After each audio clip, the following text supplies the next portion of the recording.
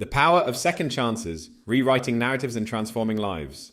Welcome to the BlackCEO Podcast, where we explore ideas that challenge, inspire, and ignite change. Today, we're diving into a conversation that will shake the very foundations of how you view justice, redemption, and the human capacity for transformation. I recently had the extraordinary privilege of interviewing Temeka Jefferson, a true visionary and tireless advocate for second chances.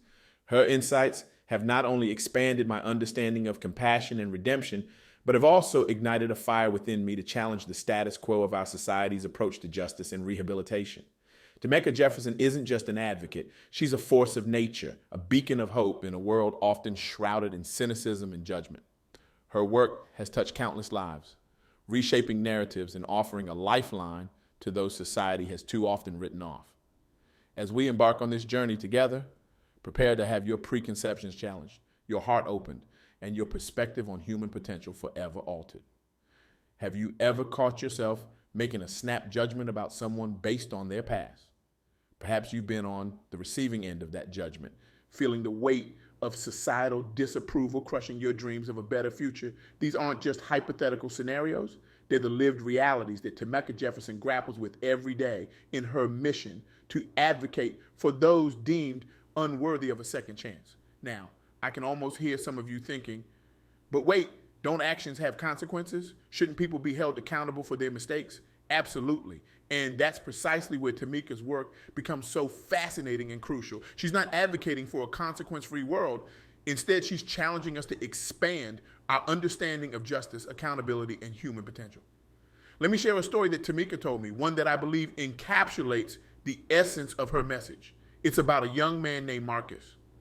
Now, Marcus wasn't born into privilege. He grew up in a neighborhood where opportunities were as rare as unicorns, and hope often felt like a luxury he couldn't afford. At 19, he made a mistake, a nonviolent offense that landed him in prison for several years. Fast forward to Marcus's release. He steps out of those prison gates with a fire in his belly and dreams of starting his own business, of becoming a positive force in his community. But society had other plans. At every turn, he faced closed doors and skeptical looks. Employers wouldn't give him the time of day, landlords treated him like he had the plague, and even some family members kept him at arm's length. You'd imagine for a moment being in Marcus's shoes. You've paid your debt to society, you're bursting with potential and determination, yet the world seems determined to define you by your worst moment. It's enough to make anyone want to give up, right? But here's where Temeka enters the picture, like a plot twist in a movie you thought you had all figured out. She saw beyond Marcus's record, beyond society's labels. She recognized the spark of potential within him, a spark that had been all but snuffed out by rejection and prejudice. With Temeka's guidance and unwavering support, Marcus didn't just survive. He thrived. He secured a job, found stable housing, and eventually started the small business he had always dreamed of. But here's the kicker. Today, Marcus employs other formerly incarcerated individuals, creating a ripple effect of positive change in his community. Now, let's pause for a moment and really let that sink in. This story isn't just about Marcus or Temeka. It's about all of us and the immense power we hold to shape the narrative of someone's life. It's about recognizing that a person's worst mistake doesn't have to be the defining moment of their existence. As Temeka so eloquently put it, we are all more than the sum of our past actions. We are living, breathing possibilities waiting to unfold. Doesn't that just give you goosebumps? It's a perspective that challenges us to look beyond the surface, to see the potential for growth and change in every individual. But let's be real for a moment. Embracing this mindset isn't always a walk in the park. It requires us to challenge our own biases, to look beyond the label society so readily assigns, and to have the courage to give someone a chance when others might not. It's about understanding that true justice isn't just about punishment, but about restoration and growth. Temeka's work goes far beyond just advocating for second chances. She's pioneering a movement that seeks to redefine how we view rehabilitation and reintegration in our society. She shared with me her vision of a world where prisons are not just places of confinement, but centers of education, skill building, and personal development. A world where upon release, individuals are met with open arms and opportunities, not suspicion and closed doors. Now, I can almost hear some of you thinking, that sounds nice in theory, but is it really practical? It's a fair question, and one that Temeka has dedicated her life to answering. She pointed out that countries that have adopted more rehabilitative approaches to justice have seen lower recidivism rates and higher societal reintegration success. The evidence is clear. When we invest in people's potential rather than punishing their past, everyone benefits. But here's where it gets really interesting. Temeka's message isn't just for policymakers or those working in the criminal justice system. It's for each and every one of us. She challenges us to examine our own hearts and ask ourselves, how can we be agents of change in our own communities? How can we create space of acceptance and opportunity for those seeking a fresh start? One of the most powerful moments in our conversation came when Temeka shared her personal mantra, I come as an advocate for everyone. These words struck me like a bolt of lightning. They remind us that advocacy isn't just about speaking up for a select few, but about recognizing the inherent worth and potential in every human being. It's about approaching each person we meet with an open heart and an open mind, ready to see the best in them, even when they might not see it in themselves. Temeka's approach is rooted in a profound belief that love, unconditional, unwavering love, has the power to transform lives. She often quotes Martin Luther King Jr., who said, hate cannot drive out hate, only love can do that. In Temeka's work, this isn't just a nice sentiment to stitch on a pillow. It's a practical, actionable philosophy that guides every interaction, every program, and every advocacy effort. But let's be clear, this kind of love isn't soft or passive. It's a fierce, determined love that fights for justice, that stands up against systemic barriers, and that refuses to give up on people even when they've given up on themselves. It's a love that recognizes the divine spark in every individual, regardless of their past or present circumstances. As I listened to Temeka speak, I couldn't help but be reminded of the transformative power of this kind of love in my own life. We've all had moments where we've fallen short, where we've made mistakes that seemed insurmountable. In those moments, it wasn't judgment or condemnation that helped us find our way back. It was the unwavering support of those who saw our potential and refused to let us give up on ourselves. Temeka's work challenges us to be those people for others, to be the ones who extend a hand when others turn away, to be the voices that speak up for second chances when society calls for punishment, to be the embodiment of hope for those who have lost sight of their own worth. But how do we do this in practical terms? Temeka offered several actionable steps we can all take. First, educate ourselves. Learn about the challenges faced by formerly incarcerated individuals and the systemic barriers that often prevent successful reintegration. Understanding is the first step towards meaningful change. Second, challenge our own biases. We all have preconceived notions about people with criminal records. Temeka encourages us to question these assumptions and to be open to having them challenged.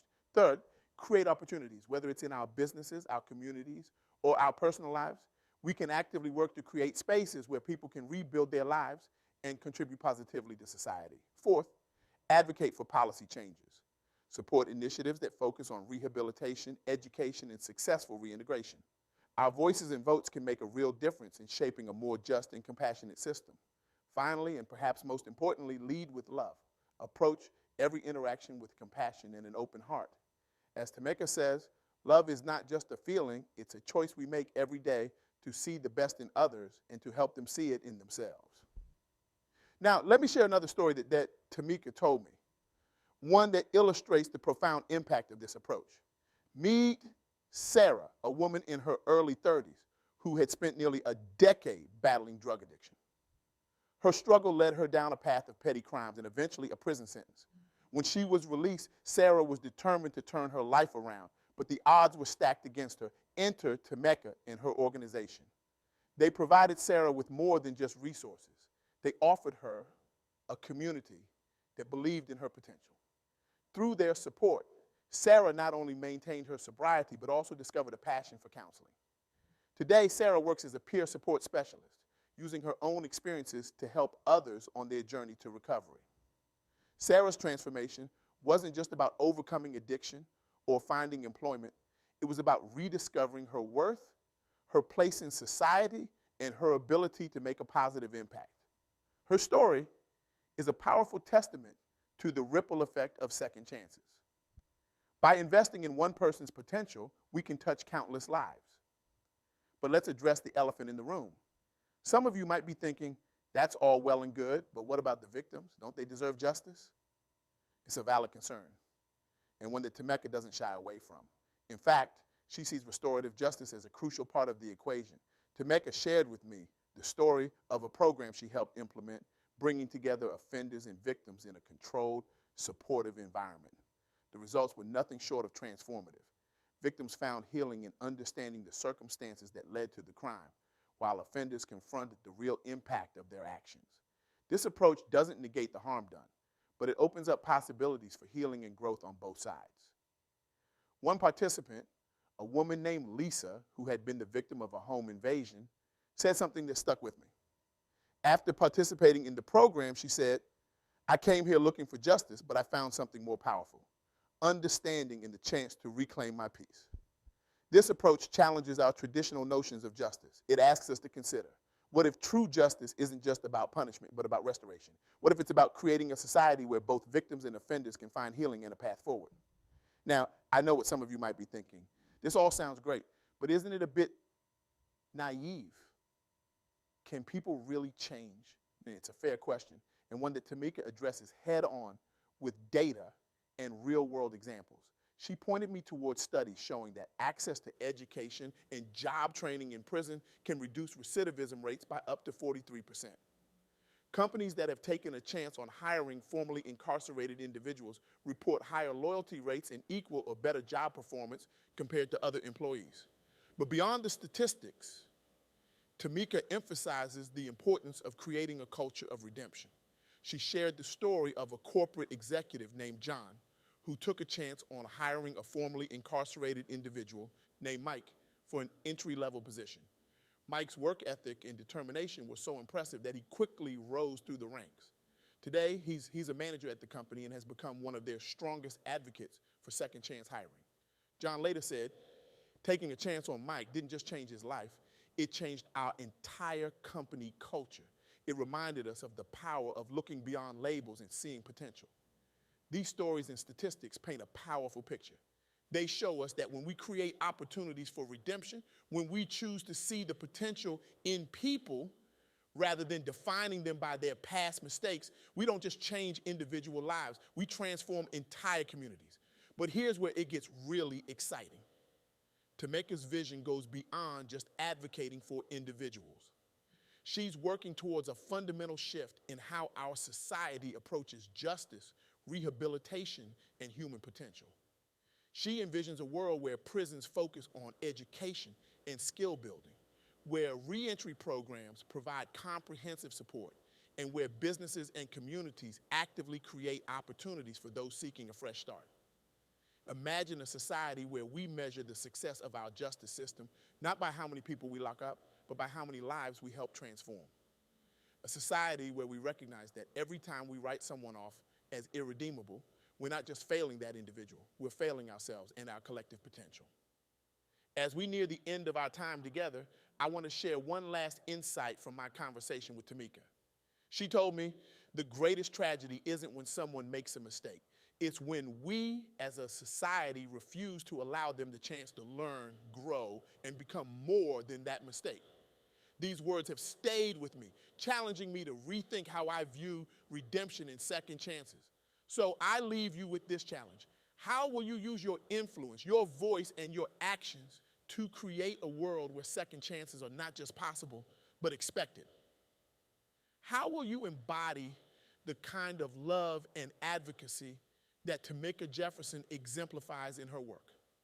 Remember, every interaction is an opportunity to change a life.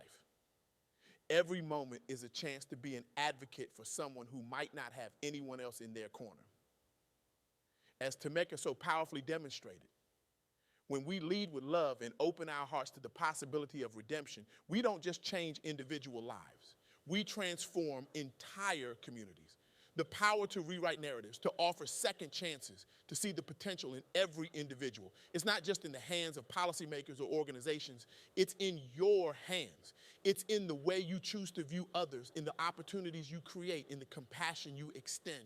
Imagine a world where we all embrace this mindset, A world where we recognize that our collective strength lies not in how harshly we judge, but in how courageously we love. A world where second chances aren't the exception, but the rule. This isn't just a dream, it's a possibility within our grasp, but it requires each of us to step up, to challenge our assumptions, to be willing to see beyond labels and past mistakes. It requires us to be brave enough to believe in the potential for change, even when it seems impossible. So, I challenge you. As you leave here today, look at the world through this new lens. See the potential for redemption in those around you. Be the person who offers a second chance when others might not. Create opportunities in your workplace, in your community, in your personal life for those seeking to rewrite their stories. And remember, this isn't just about being nice or doing a good deed. This is about creating a more just, more compassionate, and ultimately more prosperous society for all of us. Because when we invest in human potential, when we believe in the power of transformation, we all win. As Temeka so powerfully said, in the end, we will be judged not by how we treated those who never made mistakes, but by how we embrace those seeking redemption. Let these words guide you as you go forth into the world, ready to be an advocate for everyone you meet. Your compassion has the power to change lives. Your belief in second chances can rewrite narratives. Your actions can transform communities. So go out there and be the change. Be the one who sees potential where others see only the past. Be the one who offers hope when others have given up. Together, we can create a world where second chances aren't just a possibility, but a fundamental part of our shared humanity. A world where every individual, regardless of their past, has the opportunity to contribute, to grow, and to thrive. The power is in your hands. What will you do with it? Thank you.